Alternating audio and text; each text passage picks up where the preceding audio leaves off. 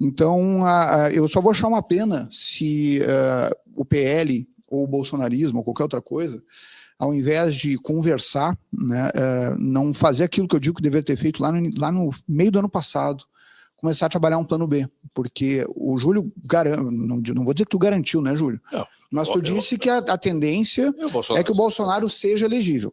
Sabe por quê? Eu vou te dar razão. Eu vou te dar outra razão também. Por que o Bolsonaro... Hoje, o que impede o Bolsonaro de ser candidato? A inelegibilidade. Por que ele está inelegível? Porque ele fez uma reunião com embaixadores. Sendo que é uma atribuição, é uma prerrogativa do presidente da República. Ontem, o Barroso, o Barroso Boquiroto, lá em Nova York, disse que ele pediu ajuda dos militares americanos e do Departamento de Estado americano para que as eleições transcorressem assim ou assado. Quer dizer, o presidente do STF, do TSE, que nem poder é. O TSE não é poder, o TSE é uma instância administrativa das eleições, encarregada de gerenciar as eleições, não é um poder. E ele, como presidente do TSE, ele pediu ajuda ao Departamento de Estado americano e ao Exército, às Forças Armadas americanas. Isso sim é interferência no processo eleitoral. Não o que o Bolsonaro fez para explicar quais são as razões dele de desconfiar das urnas eletrônicas.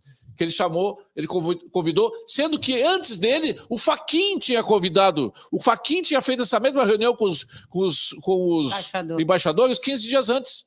E o Bolsonaro fez para contrapor a fala e a narrativa do Fachin. Então, isso não existe. Não existe. É uma. Mas quem vai julgar isso tudo? Absurda. Mas quem vai julgar isso tudo? Não, mas é que quem vai julgar isso tudo é o STF, que recebeu uma denúncia ridícula contra o Bolsonaro.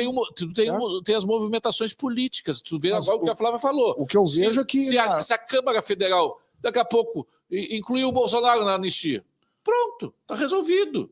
Eu não sei, porque o STF não tem analisado. Ou se a Câmara mudar a lei o tempo de inegibilidade da lei da ficha limpa. Mas o STF não tem reconhecido o poder de anistia da Câmara. Tem até reconhecer. Até ser obrigado a reconhecer. Pois é, mas obrigado como? É isso que eu quero entender. Agora nós vamos ver a jogada.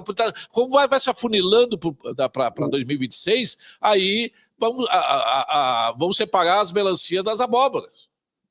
Eu quero marcar uma festa para amanhã, sabe? Porque pode ter sol e tudo mais. O problema é que nesse momento tá chovendo pedra. Então, assim, eu volto. Mas vai chover pedra a vida toda?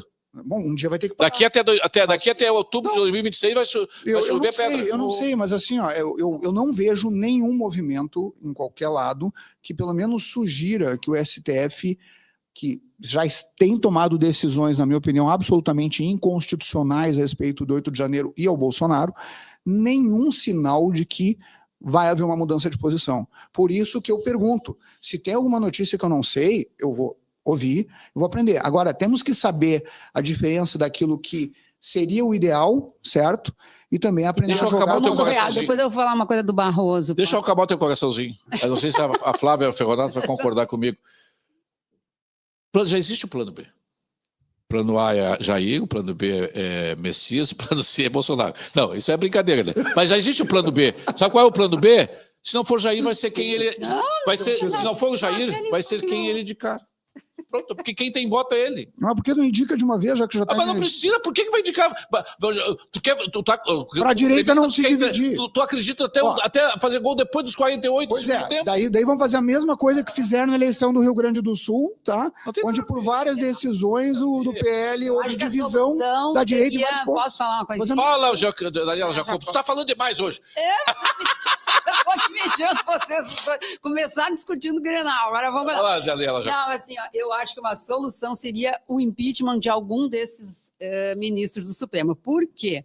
O Barroso, você falou agora, tu falaste agora nessa fala do Barroso, né? Enquanto que ele era, né, na época, presidente do TSE, ele incorreu em um crime de responsabilidade.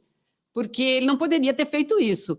Ele, Zanin, né, quando tomou algumas decisões, Dino, O próprio Barroso, quando falou aquela questão que derrotamos o bolsonarismo. Então, tudo isso está bem caracterizado, esse pedido de ajuda aí do governo norte-americano, mais a outra fala dele, tudo isso está caracterizadíssimo como violação ao artigo 49 da lei da responsabilidade. Então, só falta 2/3 dos senadores agora. Não, eu acho falta que, muita coisa. sinceramente, aí, Daniela, isso seria o ideal, mas não vai acontecer impeachment nessa legislatura, não vai acontecer impeachment de ministro. Mas assim, agora, o que pode acontecer é o seguinte, Flávia Ferronato, assim como o Barroso admitiu que houve interferência da diplomacia e do Departamento de Estado e das Forças Armadas Americanas do Biden, por que não pode acontecer agora do Trump ensinar o contrário? Por que o Trump não pode exigir a participação do Bolsonaro na eleição?